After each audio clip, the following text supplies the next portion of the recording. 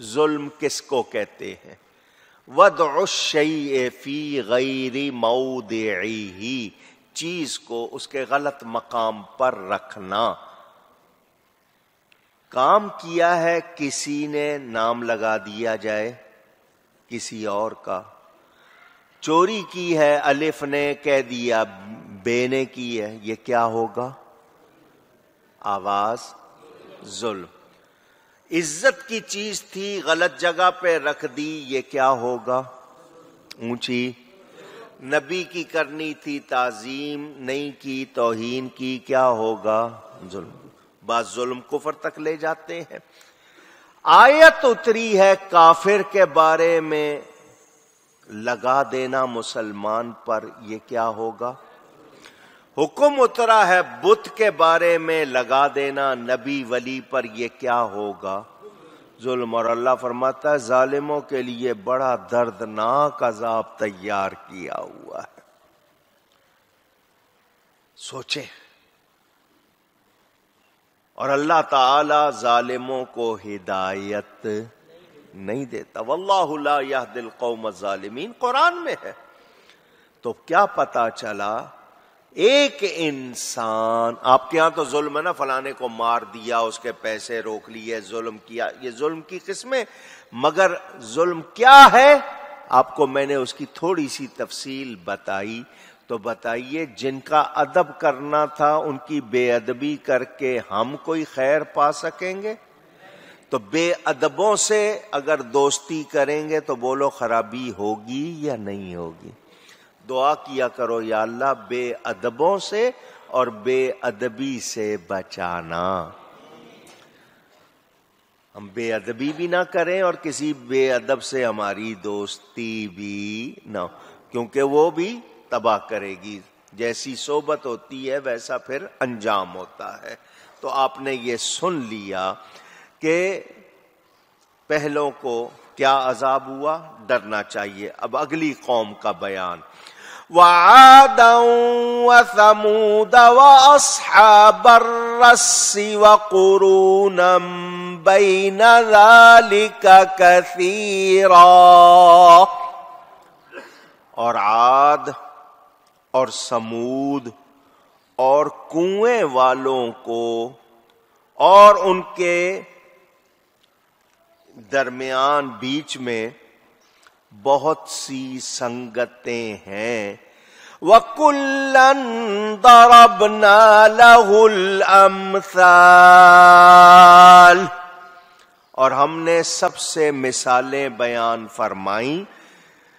وَكُلًّا تَبَّرْنَا تَتْبِيرًا،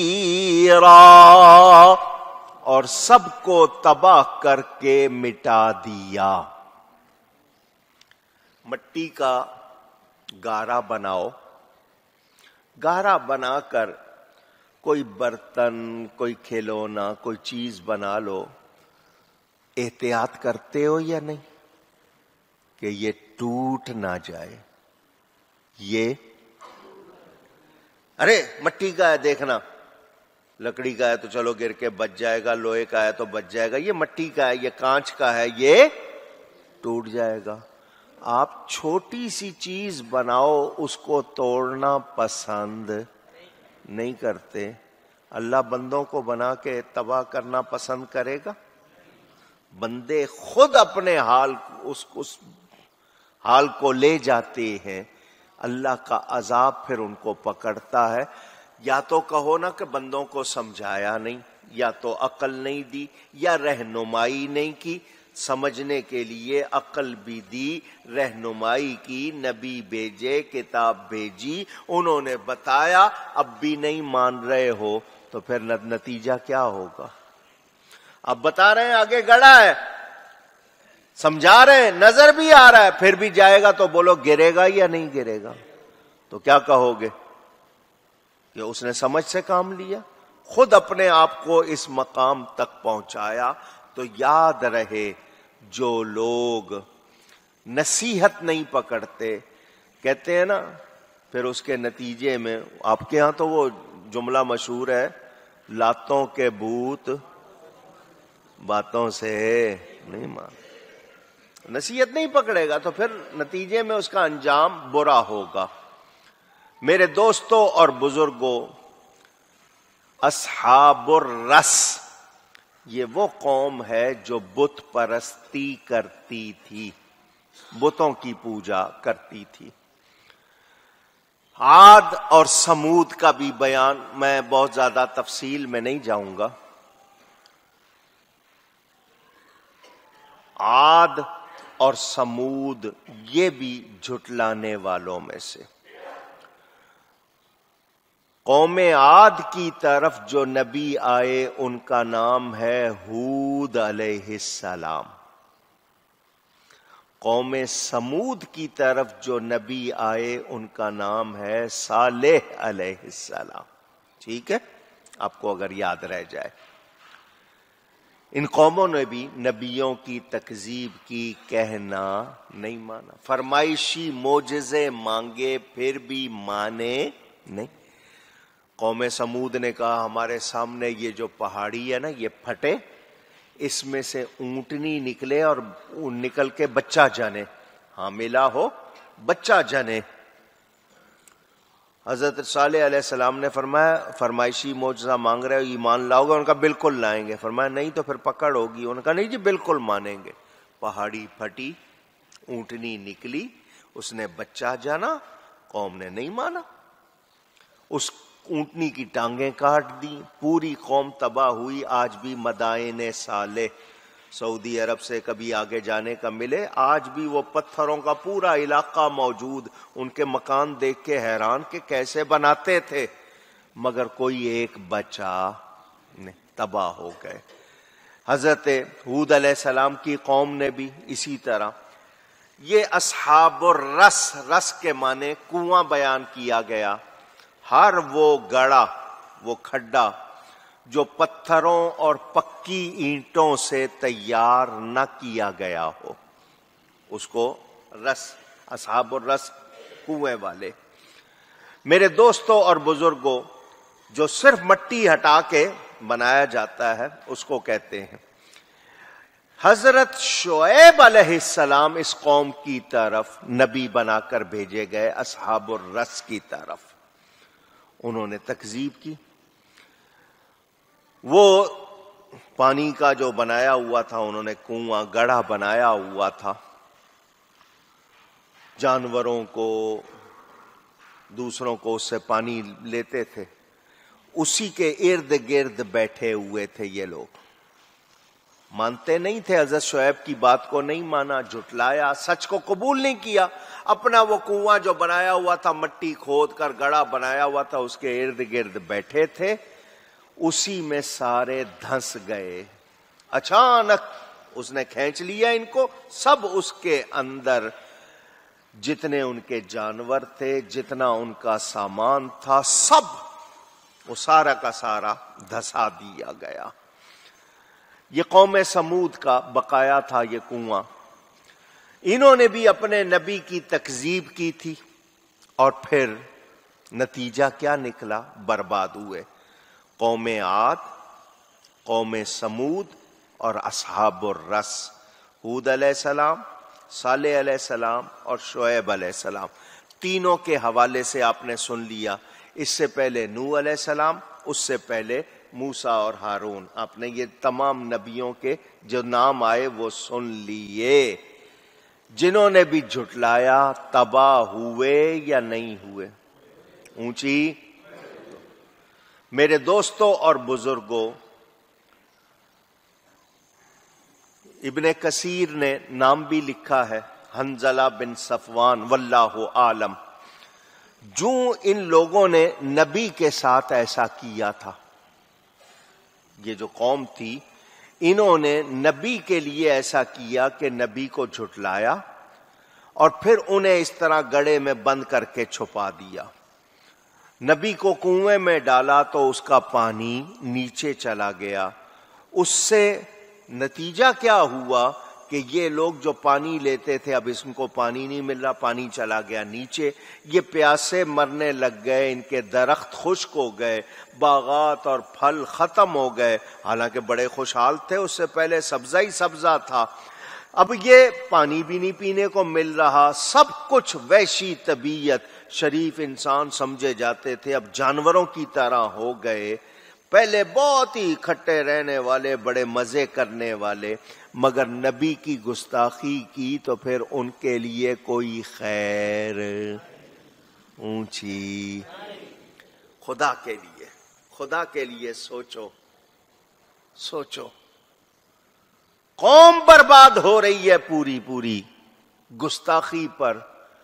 آج ہم میں امن نہیں رہا، مہنگائی ہے، خوف ہے، دہشت گردی ہے، بلائیں ہیں، موذی بیماریاں ہیں، روز حادثات ہیں، تباہی ہے. کیا وجہ ہے؟ ہمارے ہاں نبی کی توہین ہو رہی ہے، گستاخیاں ہو رہی ہیں، کتابیں چھپ رہی ہیں، نبی کے بارے میں نازیبا جملے کہے جا رہے ہیں. تو برکت ہوگی، امن ہوگا، خیر ہوگی. پتہ چلا ادب والوں کے لیے خیر ہے، بے ادبوں کے لیے خیر نہیں. یہ جو قوم تھی اصحاب الرس،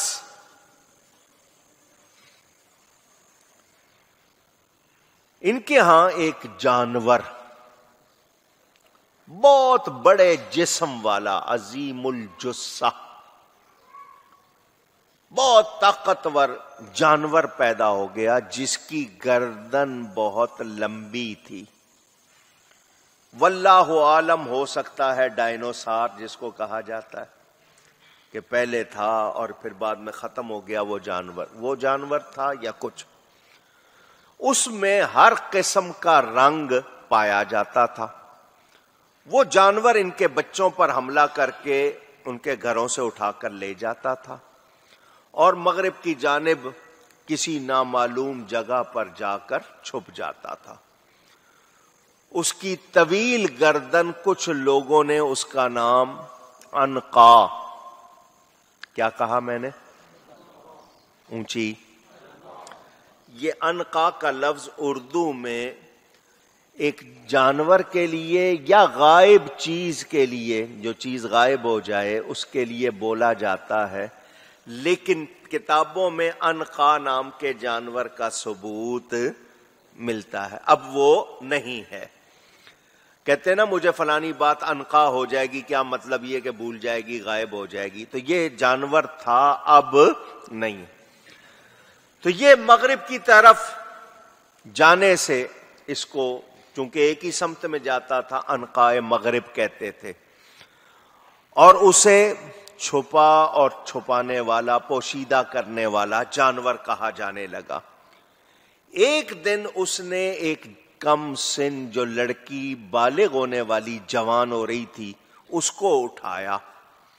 اس کی شکایت جو نبی تھے ان سے کی گئی کہ یہ جانور نے اس لڑکی کو اٹھایا ہے، اور وعدہ کیا کہ اگر اس موذی جانور کی شرارت سے ہم کو نجات مل جائے تو ہم آپ پر ایمان لے آئیں گے.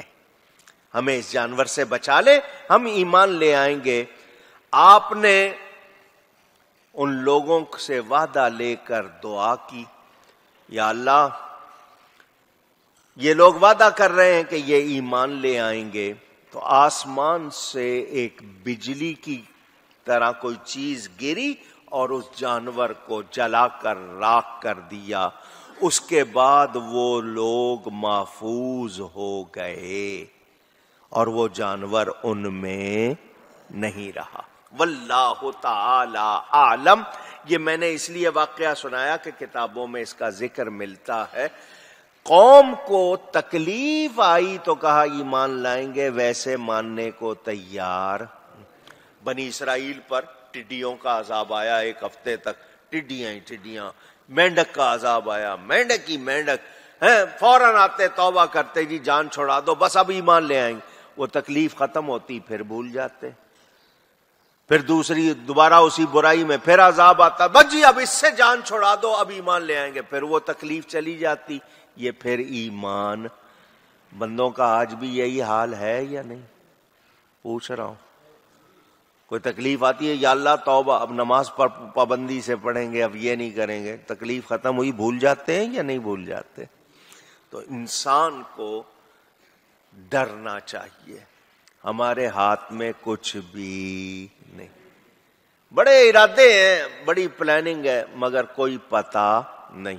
میرے دوستوں اور بزرگوں، اب آپ نے یہاں سے یہ بھی دیکھا کہ وہ نہ ماننے والے مگر آئے نبی کے پاس، ان کو پتا تھا نبی دافع البلا ہے۔ دافع البلا کا مطلب بلا کو دور کرنے والا، جس بلا سے جان چھڑا دیں ایمان لے آئیں گے۔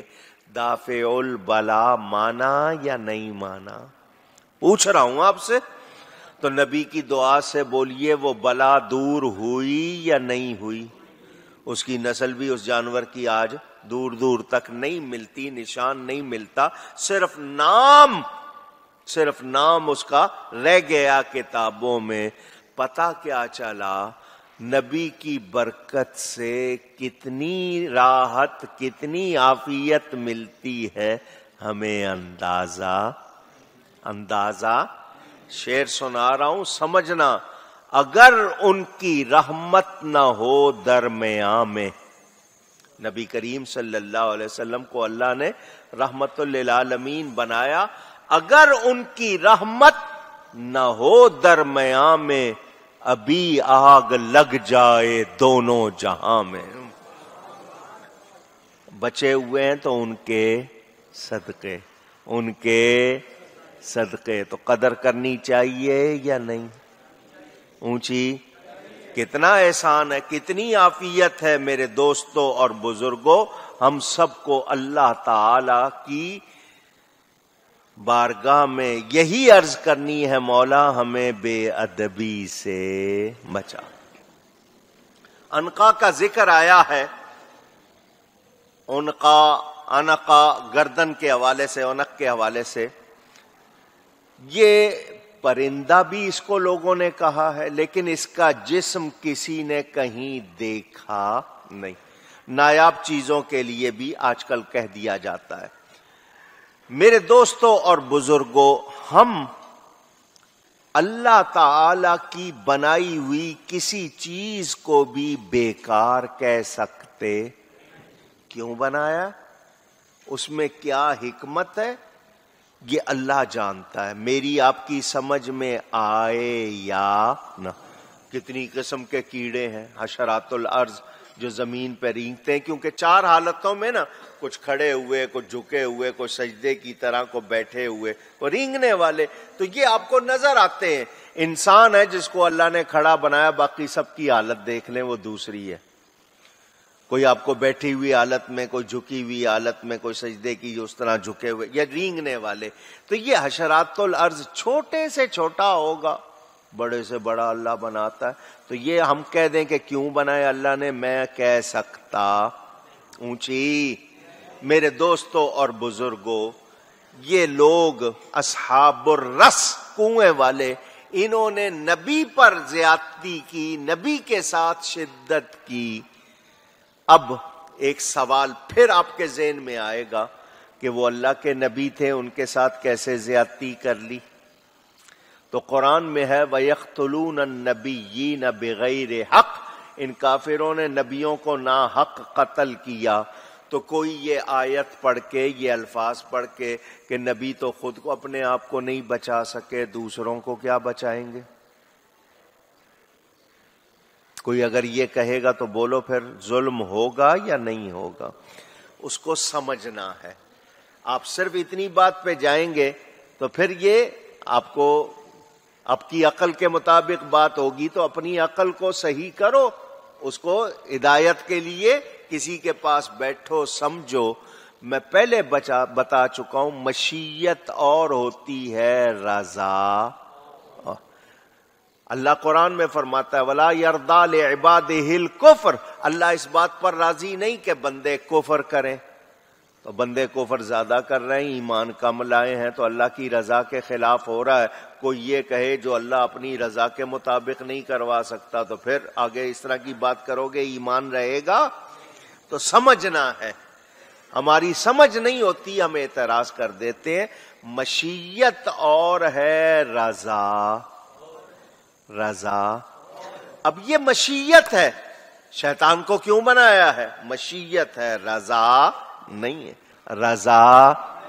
رضا کیا ہے؟ حبیب کو بنایا ہے. باقی اللہ نے بری چیزیں بھی بنائی، یہ مشیت ہے. یہ کارخانہ قدرت ہے اس میں، ورنہ آپ مشین ہوتے، روبوٹ ہوتے ایک ہی حالت میں. من و سلوہ اتارا بنی اسرائیل پر، ان کا ایک ہی کھانا کتنے دن کھائیں گے؟ تو پھر انسان ہو نا، ذائقے بدلنے ہیں، چیزیں چاہیے، کبھی کچھ. یہ موسموں کا تغیر رکھا ہے تو یہ مشیت ہے. جب تک کوئی مشیت اور رضا کے فرق کو نہیں سمجھے گا وہ اس حقیقت کو جان سکتا نہیں. تو لوگ جو اعتراض کر دیتے ہیں ان کو معلومات نہیں ہوتی. ان لوگوں نے نبی کے ساتھ شکر گزاری کے بجائے انہیں شہید کر کے کنویں میں پھینک دیا اور پھر اسے چھپا دیا، جیسا میں ابھی تھوڑی دیر پہلے آپ کو بتا چکا ہوں. بہت مدت کے بعد ان کو اسی کنویں میں دیکھا گیا. تو جہاں زخم لگایا گیا تھا حضرت نے وہاں پر اس نبی نے اپنا ہاتھ اس زخم پر رکھا ہوا تھا. تو لوگوں نے آپ کے جسم کو دیکھا تو زخم سے آپ کا ہاتھ ہٹایا، حالانکہ مدت ہو گئی تھی. ادھر ہاتھ ہٹایا، تازہ خون بہنے لگ گیا. پھر ہاتھ مبارک زخم کے اوپر دوبارہ رکھ دیا، خون پھر رک گیا. یہ بھی معجزہ لوگوں نے دیکھا، یہ بھی لوگوں نے دیکھا. بعض مفسرین نے کہا یہ اصحاب الرس عورتوں کا ایک گروہ تھا جو برے عمل اپنی برائیوں کی وجہ سے شامت میں عذاب میں مبتلا ہوا. دل ہاتھ یا دل ہاتھ نام لکھا ہے بنت ابلیس نے، شیطان کی بیٹی. انہوں نے ان عورتوں کے دل میں وسوسہ ڈالا کہ اگر عورت سے گناہ کرے تو بہت مزہ آتا ہے، جس کو آج کی زبان میں لیزبین کہتے ہیں. یہ بیماری باہر کے ملکوں میں عام ہو گئی، مرد مردوں سے، عورتیں عورتوں سے. خدا کی پناہ آپ کے ملک میں بھی اس کے لیے لوگ ٹی وی پہ باتیں کرنے لگ گئے ہیں. یعنی اسلامی جمہوریہ میں پتہ نہیں کیا کچھ ہونے والا ہے، اللہ معاف کرے. تو پھر انہیں اس نے طریقہ سکھا دیا اس کا. تو یہ عورتیں یہ کام کرنے لگ گئیں آپس میں، اس لیے ان پر عذاب آیا. ایک رات کڑک آئی اور وہ ساری کی ساری زمین میں دھسا دی گئیں. دوپہر کو ایک سخت چیز آئی تو ان میں سے کوئی ایک بھی باقی نہ رہا. یہ بتایا جاتا ہے. اب میں آپ کو حدیث شریف سنا دوں.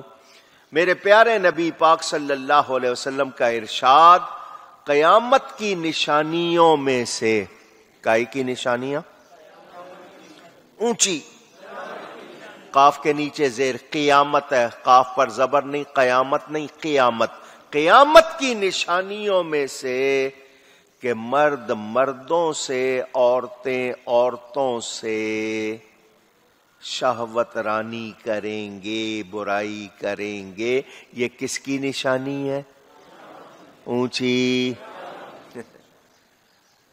آپ کے پاکستان کے کچھ لوگ کہہ رہے ہیں اس کی اجازت دی جائے. اسلام کے نام پہ بنایا تھا نا یہ ملک پاکستان، کا مطلب کیا؟ لا الہ الا اللہ محمد الرسول اللہ صلی اللہ علیہ وسلم، یہ نعرہ لگایا تھا. اب یہاں بات کی جا رہی ہے جی یہاں پر سیکولر پاکستان بناؤ. کہہ رہے محمد علی جناح جو تھے وہ سیکولر پاکستان چاہتے تھے، ہر ایک کو آزادی ہو، جو مرضی کرے، جس مرضی مذہب کی بات کرے. نہیں، وہ قائد اعظم سے پوچھا گیا تھا کون سا نظام لاؤ گے پاکستان میں؟ اس نے کہا مجھے بنانے کی ضرورت نہیں، 1400 سال پہلے نبی دے گئے. بات تو یہی تھی. ورنہ کیا ہندوستان میں نماز نہیں تھی، اذان نہیں تھا، روزہ نہیں تھا، قربانی نہیں تھی، حج نہیں تھا، کیا نہیں تھا؟ سب کچھ تھا. 800 سال مسلمانوں نے وہاں حکومت بھی کی تھی. تو پھر پاکستان کیوں بنایا تھا؟ ان باتوں کے لیے. تو اس کو حضور صلی اللہ علیہ وسلم نے کیا فرما دیا؟ یہ قیامت کی نشانی ہے. عورتیں عورتوں سے، مرد مردوں سے، ہومو یا لیزبین جن کو کہا جاتا ہے، اللہ کی پناہ میرے دوستوں اور بزرگوں، یہ اللہ تعالی کی طرف سے عذاب، تو اب ہم نے جان لیا کہ وہ لوگ جو نبی کو جھٹلائیں، وہ لوگ جو سچ کو قبول نہ کریں، ان کے لیے کیسی، کسی کو ڈبو دیا گیا، کسی کو تباہ کر دیا گیا، اور کسی کے لیے انہی کی بنائی ہوئی چیز مصیبت بن گئی۔ تو ہمیں اللہ کی نافرمانی سے بچنا۔ ابھی یہ اصحاب الرس کا تھوڑا سا بیان اور پھر اس کے بعد آگے جو بیان، تاکہ ہم سنیں اور سن کر عبرت پکڑیں اور اپنے آپ کو نافرمانی سے بچائیں۔ اللہ ہمیں ادب کی توفیق عطا فرمائے۔ گفتگو میں کوئی غلطی ہوئی ہو اللہ کی بارگاہ میں توبہ کرتا ہوں۔ وآخر دعوانا ان الحمد للہ رب العالمین۔